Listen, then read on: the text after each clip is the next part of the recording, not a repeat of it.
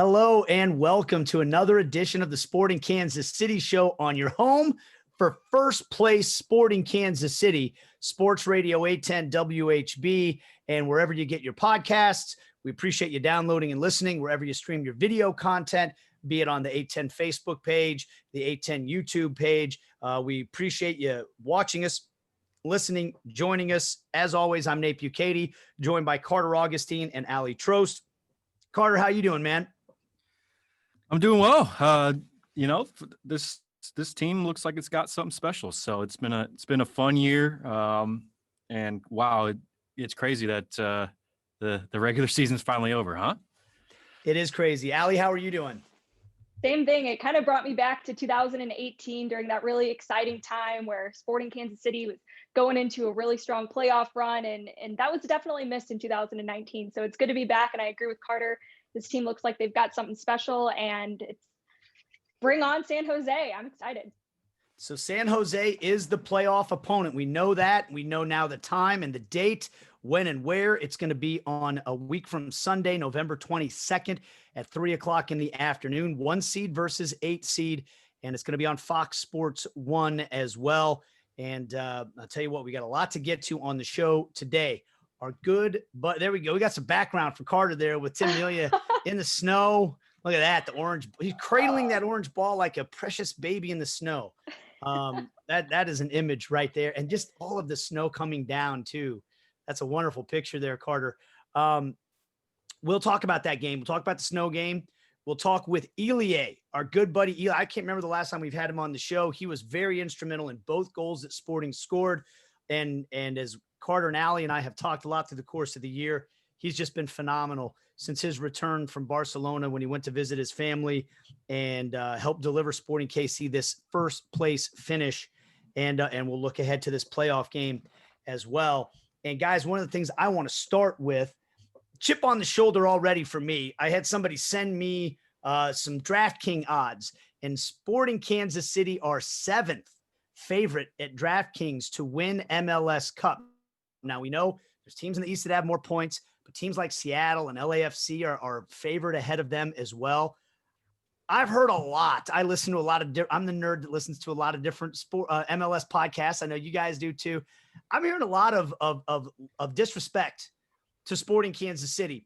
And I heard people making comments about the points per game thing as well. And I'm going to see if you guys even know this, because I decided to go ahead and look this up.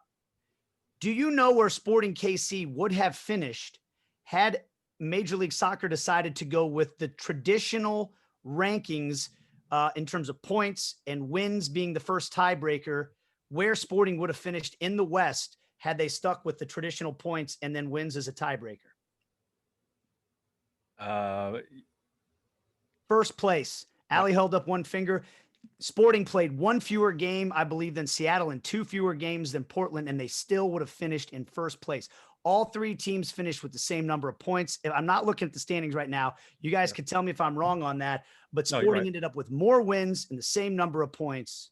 So points per game didn't even end up mattering, even though Sporting played fewer games. Now, look, we know that it's an unbalanced schedule. Sporting didn't play those Cascadia teams much once or at all once the season got underway. They're going to play a San Jose team they haven't seen. We don't know how this thing – I think this is going to be one of the craziest playoffs ever because of that, for all teams around, by the way, not just for Sporting KC. But, yeah, I got a little chip on the shoulder there, Carter. Here we go. Let's go. Your first seed and nobody believes in us, you know. Can we hold on to that right now? I think the chip on the shoulder mentality comes natural to Kansas City, right? And, it certainly has it here for Sporting KC. I'm with you. I don't feel like many people have been talking about them all year long, and they wind up top of the Western Conference. And yeah, maybe that has to do. Maybe the reason they're not talking is because they haven't played Seattle and Portland. But this team, you can only play the teams that are put in front of you, and they won games in all different manners this year. It's interesting to me because I don't think many Sporting KC players will be up for major awards. And I think that speaks to the depth of the squad throughout the season. Different guys have stepped up, come in. Maybe if Pulido didn't go away and play for Mexico and get hurt for a little bit, you wonder if maybe he'd be up at the top because of such a phenomenal season he had in so little games. But I think this team has been through a lot this season, as all teams have, but they come out on top of the West, and I think the sky's the limit in the playoffs. But you're right, this playoffs is going to be different than any that we've seen. And no, they're playing a San Jose team they haven't played before. How weird is that? Yeah, you don't often see a number one seed go in as an underdog, if you want to even call it that. But I think that's exactly where Vermees and the Sporting team would want to be. Sometimes there's almost a benefit to not being the team that's dominating the headlines. And I think that has to do a lot with Carter, like you said, the unbalanced schedule. A lot of people have been talking, well, Sporting Kansas City, like you said, haven't played Portland or Seattle. But going into this postseason now, you've got LAFC and Seattle facing off in the first round, which is going to be a huge matchup. I'm so excited for that game. Portland dealing with 2 injuries to 2 of their 3 DPs, and that's going to, I think, really hurt them going into this stretch. The LAFC question is, was their season a fluke? Was, where they fell in the standings a result of where this team actually is? Or is it going to turn around and be an opposite of what we saw last season, where they have a weaker regular season, but a stronger postseason? And then the strength of the Eastern Conference. But Sporting Kansas City, as we've talked about, you guys, is at a great spot going into the playoffs right now, as far as depth is concerned, as far as health is concerned. Hopefully Alan Pulido on the mend here to be available for that game. But I'm excited to talk to Vermees about that, because I feel like this is something that Vermees would be like, good, have them overlook us. I feel like that's something that he kind of, relishes in. So if anything, I don't think it's going to hurt the Sporting team, and it'll have a lot of people eating their words for who they may have considered the best going into this playoffs. I will say, Nate, just quickly on the odds, what's interesting to me is that Sporting avoided LAFC, Portland, and Seattle in the Western bracket. And usually I feel like odds makers kind of take that into consideration, the strength of each bracket. So that was interesting news to me. And I think that the home field advantage thing, I am so excited for Sporting KC to have home field advantage through the Western Conference, because back in 2018, when they got the top seed, they didn't have an advantage. They had a disadvantage by being the top seed. And then last year, of course, the format changes and they don't make the playoffs at all. They don't have a chance to take advantage of it. And I just wonder, especially in a year like this, where travel's even more complicated, where a lot of places aren't allowed to have fans in the stands, and Sporting Kansas City are allowed to have fans in the stands. I think it makes that much bigger of a difference. And who knows if they get there? Will Philadelphia or Toronto, still be there? Will Sporting have to go on the road? Or could MLS Cup be in Kansas City? Something you can at least dream of. And guys, real quick before we take a break, it's because Sporting went out and delivered. And this is one of those games, guys.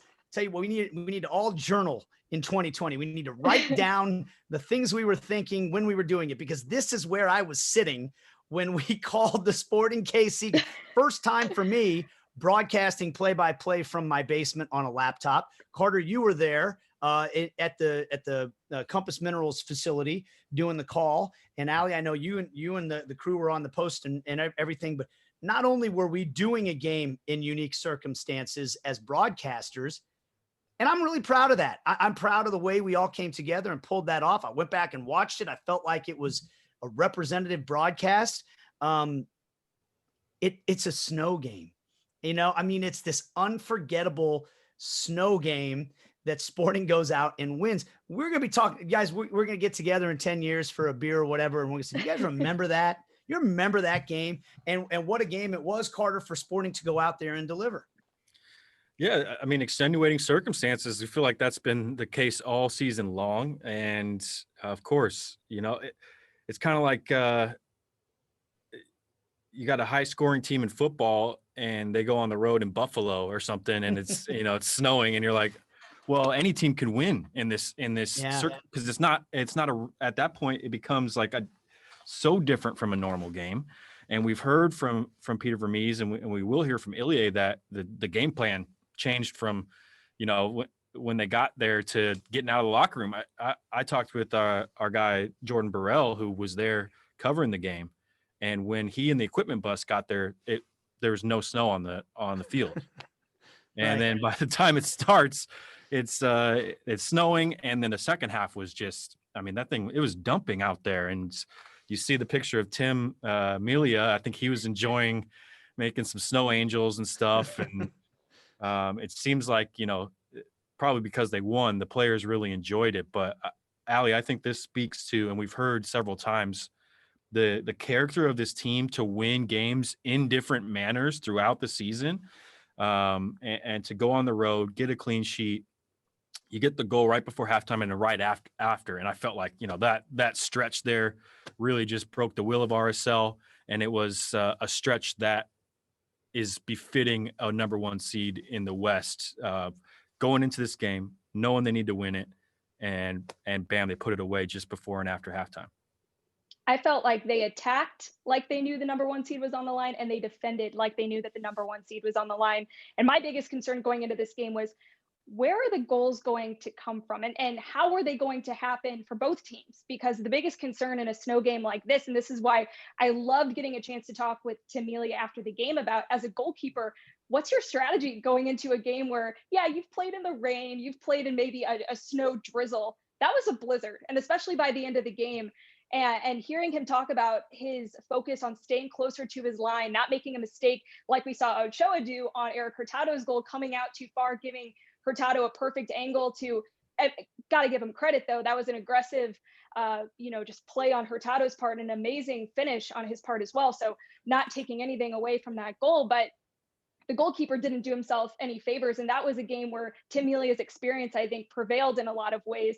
But it wasn't just his efforts. I mean, offensively as well, seeing how this team was just relentless in the attack, because it looked like a frustrating, first 15, 20 minutes in that game, trying to find out, how to get the right pace on the ball, trying to get it under control. And so I was just thoroughly impressed. I'm squinting watching this game. I don't know about you guys, my eyes were kind of hurting, like with the snow and the foot tracks and everything. But all in all, that was a performance by a number one seed team. They went out, they got the job done, and they had fun at the same time. I saw some tweets, Johnny Russell throwing snowballs at the start and just having fun with it. And that's what you have to do when the circumstances are like that. You just have to go out, you have to rely on your talent, trust your team, and just have some fun, because there's really nothing. You got to throw, as Sporting did, their game plan out the window and completely change things on the fly.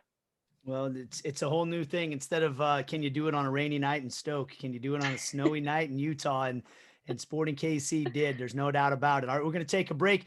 Ilie is going to join us. And look, this is one of the most thoughtful players that Sporting Kansas City have ever had. We'll have a long conversation with him about a lot of things. So stay tuned. Ilie next. And we continue with the Sporting Kansas City show on your home for SKC Soccer, Sports Radio 810 WHB, wherever you get your podcasts and wherever you stream your video content. We appreciate you joining us as always.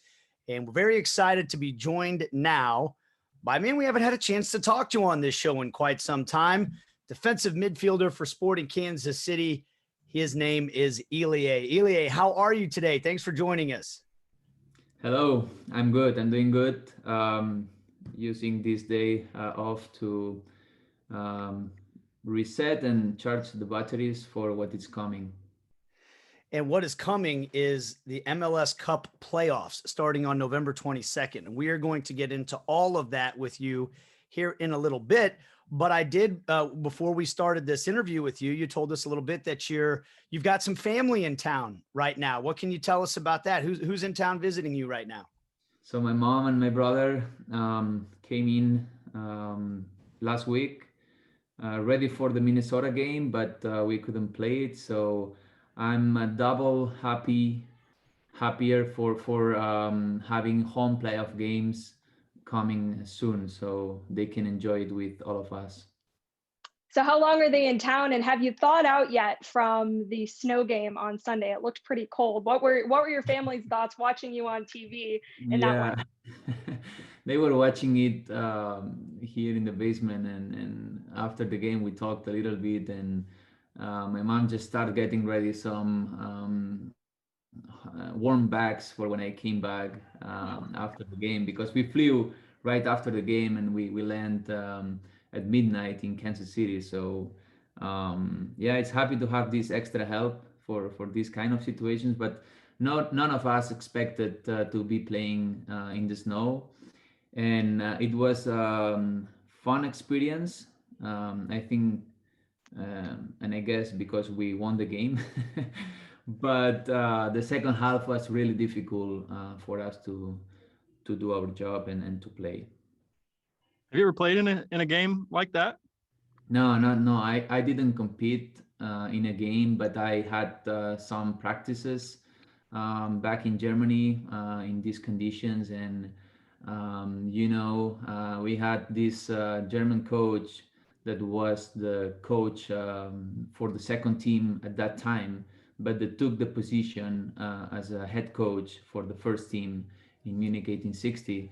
And he was an old school coach. So as soon as he saw the snow, he just wanted to do some exercise that we had to go down and try to do some games where the losing team had to do some push-ups and get pretty wet. So um, I had some experience in practice, also hard experiences, but never having to compete and be focused on getting the result in the snow. So Peter Vermees said after the game that you guys had to change some of your tactics and the way that you play, obviously because of those conditions. What were some of the biggest changes that you made in the way that you played because of the way the field was? Sorry, I'm laughing because this is a question that I don't know how to answer. We had um, a great chat before the game where the coach. So when we first arrived to the stadium, the field was perfect. It was green, wet. You could tell that the ball was going to move so fast. So 5 minutes before the warm up, I came in and said in the locker room and the players' locker room, and his chat was about, or his plan was about um, that we were gonna have the perfect conditions to do our normal game, trying to build up from the back, be the main team with the ball on the field and moving the ball fast to create chances. And as soon as we went out of the locker room, we saw all the snow and we couldn't believe. We were all laughing, saying, was he joking? We were asking ourselves what he meant by that. And Kerry and Z were already on the field, and they explained us that the coach had not been outside prior the game or prior the chat. So we warmed up. We did our best to get ready for the game. I personally talked to Kevin, the referee for the game, about his intentions if we were going to play or not, and he was pretty clear and in the fact that he wanted to play, and also that it was going to be the first time for him in the snow. Wow. And he is, with all my respect, but he's an old referee, so it has been more than 25 years refereeing games and calling games, and it was the first time for him too. So we were sure that we were going to play. So as soon as we came back in the locker room after the warm up, the coach started changing the plan, and it was something that he did really well. That he put in our minds that we were going to have to adjust some of the ideas and trying to play behind them with long balls and first or second touch, and trying to get also in the forwards' minds that they were going to have to make those runs for us to take advantage. Plus set pieces that are always important. So it's a kind of funny story or situation that we had to adjust all the plan in just the warm up. Well, and Ilie, it seemed to have worked out pretty well for you guys because you come out with the win. You played a huge role in that first goal. So walk us through that one. It was, you've got snow on the ground and it ended up picking up later on in the game. But what did you see there? And I don't know, how do you feel about Kyrie getting the credit? It looked like it just barely skimmed off of his ankle. All the credit for him. As soon as we scored, we were celebrating with Johnny, Kyrie, Luis. We were all there, and we just talk about. He asked me if I saw that he touched it, and I say, yeah, no doubt, it's your goal. And I also went to the referee and tell him that Kyrie scored the goal because, I mean, it was from my position. It was obvious that he touched it. and that after that it went through one of the Salt Lake defenders' legs. So I'm happy that we took advantage of a set piece, because we had some previous set pieces where we could also scored, or at least we were dangerous with those, and we took advantage in the right time before the halftime. Well, it's paid fruition, and you guys get the 3 points. You went into the game knowing if you won, you get the 1 seed in the West. What a great, but yeah. Also my lefty was working. You know what I mean? I got a good a good hit. That's a good smack, man. It was a good strike. What I told the coach came to me after the game, and also with Kerry, and they were talking about a game winner goal or whatever, and I say that just give me the conditions with an orange ball and with a lefty shot on goal, and I'm gonna score every game. So there you go. That's what I need. You know what though, Ilie, the first goal was the kind of goal I expected to see in that game. I thought any goals we will see tonight are going to be because of chaos in the penalty area where nobody can really control the ball or themselves. But the second goal was really a pretty goal. And it started with your pass, that one-touch pass forward to send Jalen Lindsey up the right-hand side. And then he made a great pass to Eric Hurtado, and he had a really good finish. I didn't expect to see a goal like that in those conditions. Can you take us back through that one, and why were you guys able to pull that off even in those conditions? That was a good one. I think it was a nice combination play, and it started with Johnny. Every time Johnny has the ball, he pull with him at least one, but most of the times 2 or 3 defenders. And at that time, his defender and also Jalen defender went to press him, and I think it was because of the snow, because they thought that he could not control the ball, but he did, and he raised his head and saw me, and as soon as he saw me, he played me the ball, an early ball, and that's an easy ball for me to just play forward to Jalen, because he played it so fast. And after that, the ball went through the snow pretty well.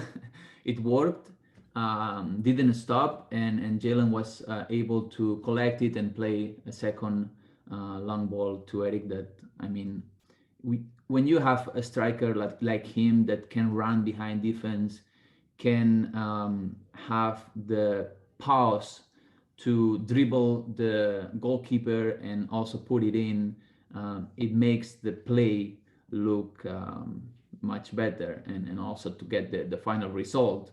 But I think our combination play is something that we are used to do, but of course in the snow, none of us also expect to have this kind of play, but it worked, so we are happy for that.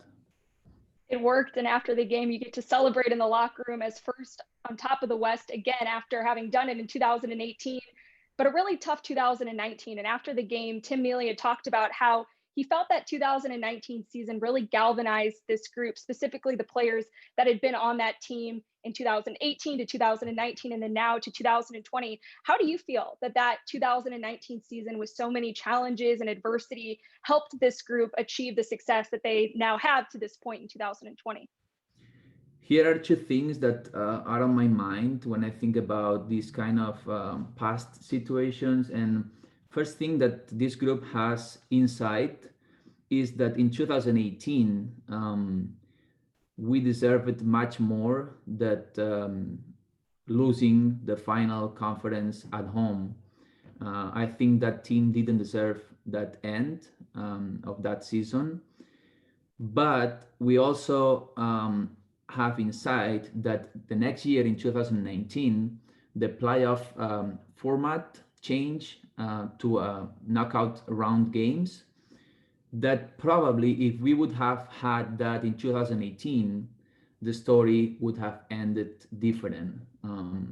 We had to go play in Portland, and we had to play back in Children's Mercy Park 3 days later, um, putting us in a position where we traveled to Portland and then back in 3 days, and having them just to travel one time to KC to play that game. So this maybe sound like an excuse or something to justify the result, but it's not easy when you have the home field advantage and you actually don't have it because you have to travel twice when the team that is coming to your place after the first game just have to travel once. So this is something that we had inside in 2018, that in 19 we couldn't take advantage of this format change. And I think that this 2020, all these conditions are in our favor to be able to not have any excuse and try to perform and do our best to get the job done. So I think that the team reacted pretty well, and but I don't think we have a different mentality, or we are different players. We are the same group. We had some great players in the squad, and I think that we have the longest squad since I've arrived here. But I don't want to say that the last year was something that we deserved, or that we wanted, because we also fought for getting the results. It just didn't happen, and that's why we are so happy that this year we at least did the first step to get the bigger result at the end. I want to talk about something you just mentioned there, the depth, how deep this squad is this year. You're looking around at all the conversations going around about all the awards given out at the end of the year, and I don't think there are many Sporting KC guys getting in these conversations, and we can talk about that. But I think what that shows is, being first in the West, you've had guys step up, all different guys all year long, and it seems like you really have used the entire depth of that bench, and that's the entire squad.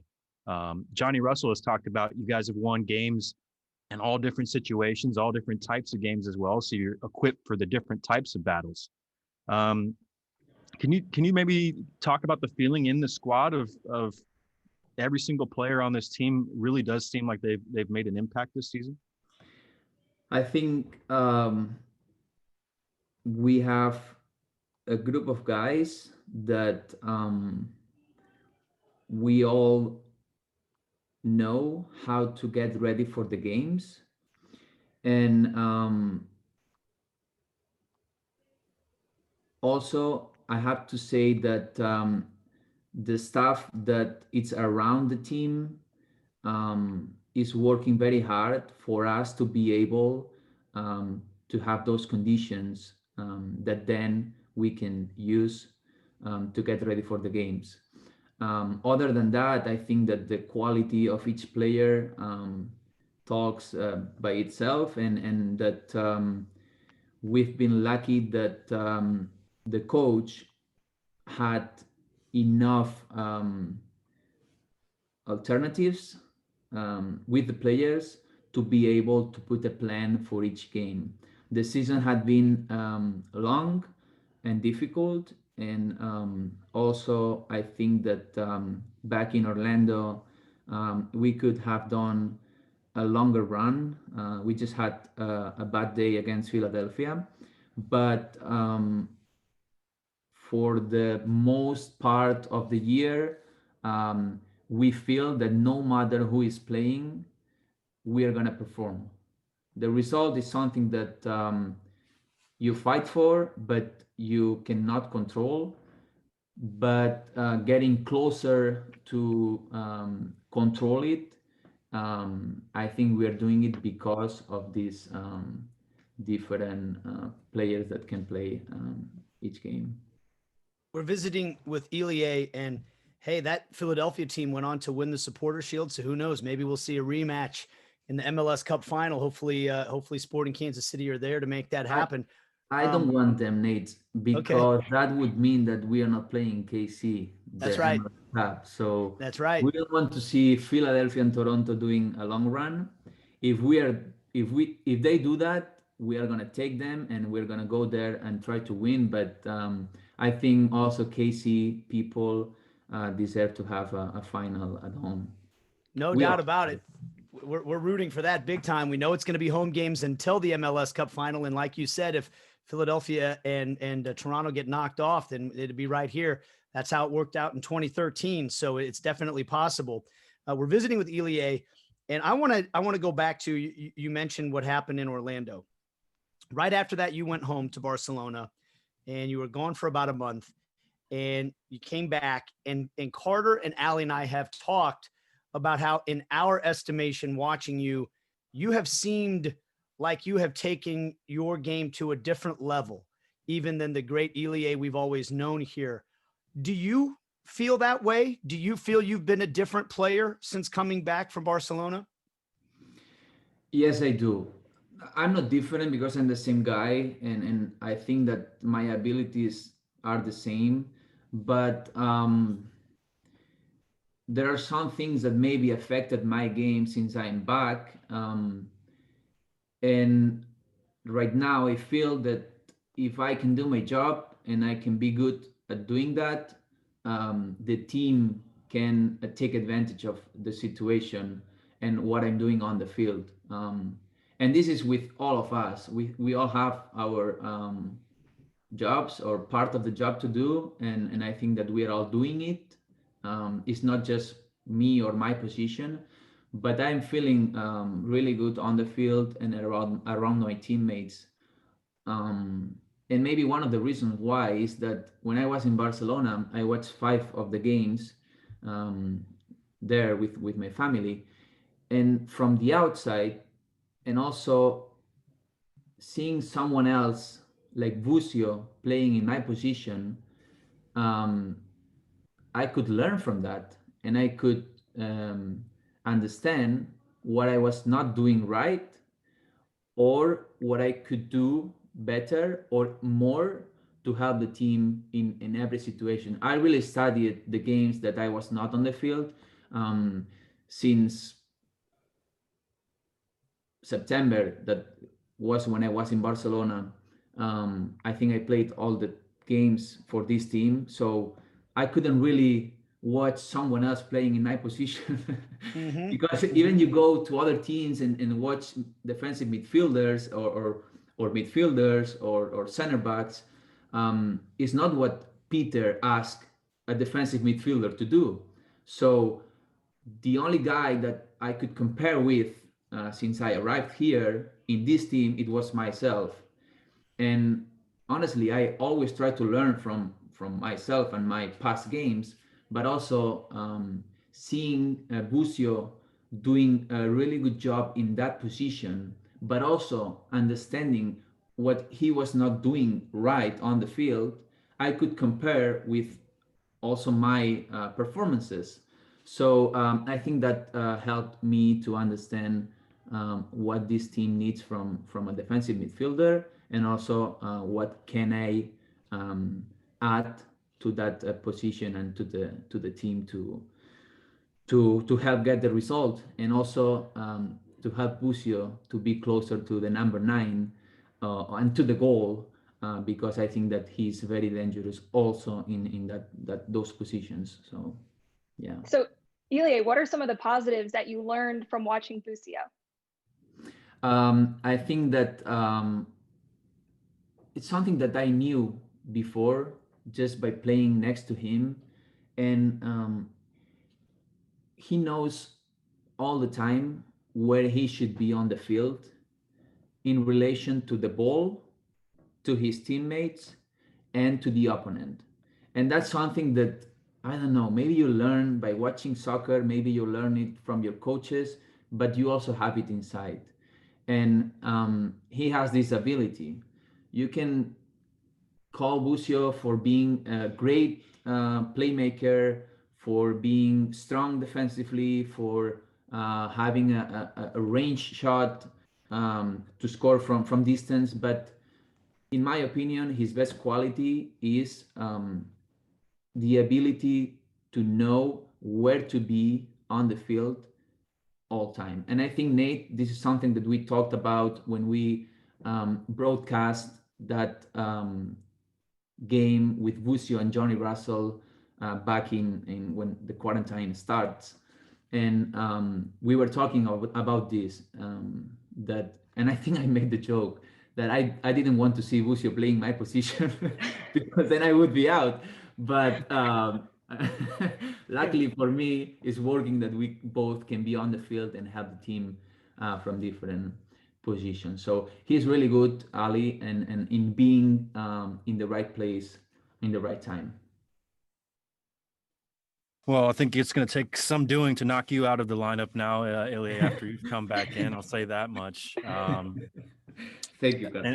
And now you guys, with the 1 seed, you got a little bit of break here now, 2 weeks between the games, and you're hosting San Jose Earthquakes. And 2020, weird year, and you'll be playing a Western Conference team that you haven't seen on the field this year.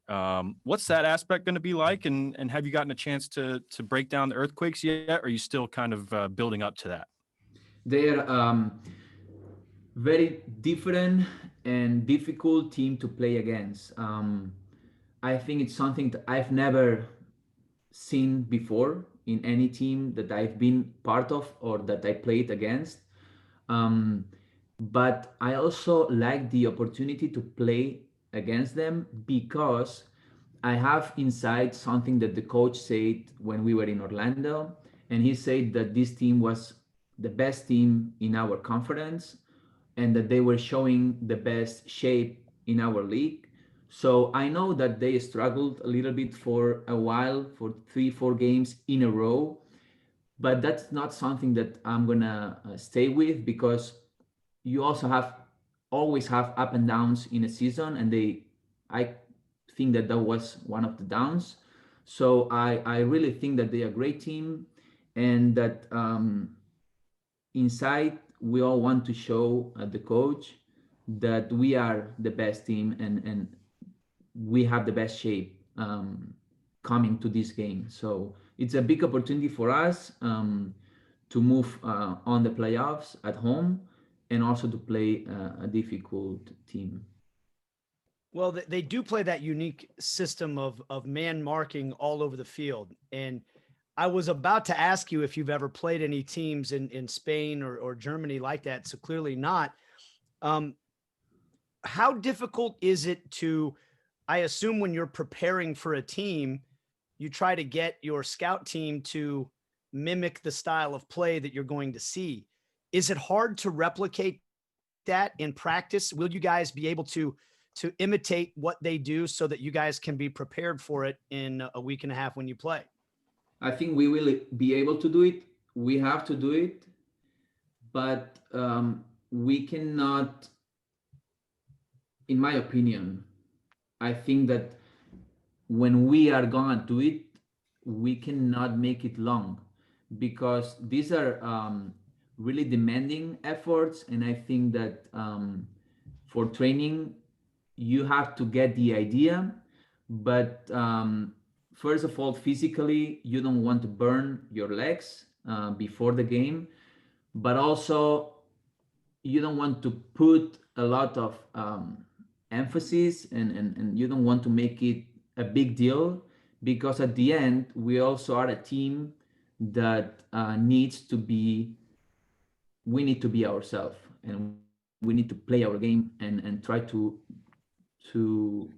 overcome their style of play with our style of play. We are playing at home, and we need to show everybody that we are going to be the main team on the field. So we're going to practice that to not be surprised in case the things don't go our way, and try to surprise them. But at the end, we will have to be ourselves to be able to win the game. And Ilie, a big part of being Sporting Kansas City and playing your style of play is the mentality that you bring to the field. How would you rate or assess the team's mentality right now heading into this 2020 postseason? I think that we should not change much from what we have been doing. We will have to find the way to get the result, especially now that it's just move or go home. And yeah, we are in a good place. We trust ourselves, we trust our staff, and in my opinion, we should be doing the same things that we've been doing for the last 2 months after coming back from Orlando. So yeah, be together, play as a team, and try to do the best individually to have an impact on the team. Well, that's pretty well said. I think my final question is, as a Barcelona guy, are you going to watch the U.S. men's national team now that they're two Barcelona guys in the squad this week? They are good. They are doing really good. Barcelona fans, we are so happy to have them in the squad, and I think that for them it's going to be just an up direction, and I think that they can learn a lot from being in Barcelona and with those players around, but also we are gonna take advantage of having that kind of quality and energy coming from the US. So thank you for that. Thank you for that. I've been asking Busio, Jalen, Duki, these kind of young players that we have in the team, if they had been around them in national team under whatever teams, and they said they are good guys and that they're in touch. So good. My last question for you, Ilie, on that note, since you were just back in Barcelona, you spent your whole life growing up in the system at Barcelona. You know a lot of people there. We're seeing young Americans get these opportunities, not just at some of the big leagues in Europe, but some of the biggest clubs in Europe now. Barcelona, Juventus, Borussia Dortmund, Chelsea, places like that. For our entire lives, that was always considered young Americans were not ready for that. That was the perception. Did you talk to anybody in Barcelona or in the clubs over there about young American players? Do they ask your opinion? And if so, what would you tell them? It's exciting for all of us here and also back in Barcelona. I think it's I don't know how to call it, but a plus quality to add to a player right now when you see someone doing good on the field, but also that you know that it's from the US. Maybe back in the days, 5, 10, 15 years ago, that was not a quality that you would add to your profile.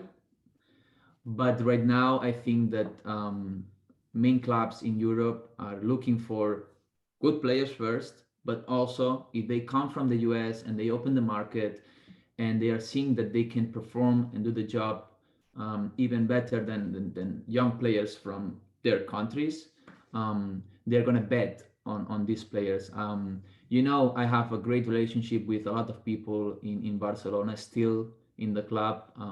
There are many people in the scouting team that were there when I was playing for them, and I have a good relationship. And yeah, I got some calls asking for American players, asking for players in my team. So and the same that I say to them about them, I say to my team. If you ever gonna think about selling one of these players, one of my teammates, please go first to Barcelona so we all can take advantage of the situation and the deal. And I think that this would be amazing, but at the same time, we need to keep trying to build and teach new young players, because we have the foundation with the kids in the US for after that build really good players with a great mentality. So yeah, from both sides, we are getting the connection. So happy for that too. I'll Ilie wrap. building those deals for the future. I love it. Well, Hey, I'll tell you what. Go ahead, Ilie. What were no, you gonna I say? mean, I'm still just a single soccer player, but I would be so happy for some of my teammates that I know that they have the potential for one day to be even bigger players than they are today. I think that they can still learn a lot from Sporting KC, still can help the club to get our goals. And I think that also not just individual players, also the US soccer is growing so fast and is getting to a high level um, to be able to compare it soon with the biggest leagues in the world. So, it's going to be a personal choice at the end for them, because at the same time, who tells you that you won't be able to get to the same level playing here than playing there in a very short time? So, yeah, happy for being around this soccer culture that is growing so fast in the US. Super exciting. I will tell you as we wrap it up, my biggest takeaway, guys, in terms of things going both ways, this is for all of us, a learning moment here. Not only can Gianluca Busio learn from a veteran like Ilie can learn from Gianluca Busio, and the learning process never stops. And I think that is so profound. Listening to a veteran who's played all over the world like Ilie talking about how he learned from watching a 17, 18-year-old kid out on the field. You put that ego aside, you watch, we all continue to grow and learn. And I thought that was really, really great stuff. Ilie, thank you so much for the time. I'm glad your brother and your mom are here. They're good luck for us all. So hopefully they get to watch you guys all the way to MLS Cup. Hopefully we can bring them and all of us what we deserve and what we fight for during the whole season. So thank you for having me. It was a pleasure as always, and anytime. One of the true class acts in all of franchise history, Ilie, right there. We're going to take a break and wrap things up right after this on the Sporting Kansas City Show. All right, back to wrap things up on this edition of the Sporting Kansas City Show. Nate Bukaty along with Aly Trost and Carter Augustine. And I could sit there and listen to Ilie talk. We just decided to do most of the show with Ilie because he could give us so much more than we could, guys. But he wrapped things up there by talking about this game against San Jose. Playoff tickets, by the way, go on sale to the public on Thursday, sportingkc.com. If you want to see if there are any tickets available, obviously still limited capacity. All the social distancing regulations are still going to be in effect for the playoffs. Guys, they've done a really good job at Children's Mercy Park through the course of this year of maintaining those strict guidelines, but they've also done a really good job of creating an atmosphere at Children's Mercy Park. And I think it's going to be really something to see when we roll around to the postseason here in a week and a half, Carter. Well, that's just a credit to Sporting KC fans who, the limited percentage, and the players have all said they hear and are boosted by the support. It's been fantastic. Yeah, and like you said, a credit to Sporting Kansas City for getting it done, and a credit to the fans for coming out. It is unusual for the fan experience as well as it is for the players, the media, everyone else that's there. But I think it just goes to show how great this fan base is, and how cool you guys to have playoff football in Kansas City yet again in the year 2020. It's been a challenging year, but I think Kansas City fans, as Vermees said, the city deserves it, the fans deserve it, and the team deserves it as well. So going to be really exciting. And this is the first time for us guys with knockout round playoff soccer. Yeah. We've had the play-in games in the playoffs in the past that have been one and done, but this time around, every single round, win or go home. Carter, I know that you've long talked about how maybe the best sporting drama that there is knockout round soccer. Yeah, I mean, the World Cup, can't beat it. And we heard Peter Vermees talk about it. Sure, they haven't been in it in MLS yet, but most of the staff, a lot of the players have played in knockout competitions throughout their careers. And it's going to be exciting, but it's also, it's anything can happen, and you're playing against, and then we talked about it, the difference between this and a normal year is you would have seen San Jose at least twice in a normal year, and kind of measured yourself against them instead of seeing them play on TV. And then, you have to do the comparisons of maybe similar opponents and how you matched up. But that means it's a bit of a new thing that Sporting Kansas City is going to have to play against. This Sporting Kansas City team this year playing up against a team they haven't played before. And it's such a unique team, as we heard from Ilie just then, really unique in terms of the world and MLS and how they play. Maybe Alan Pulido has some tips against his former coach that he'll share with the team, but I'm looking forward to that as well. Like of course, the storybook, Alan Pulido going up against Matias Almeida in there as well. So there'll be plenty of storylines too.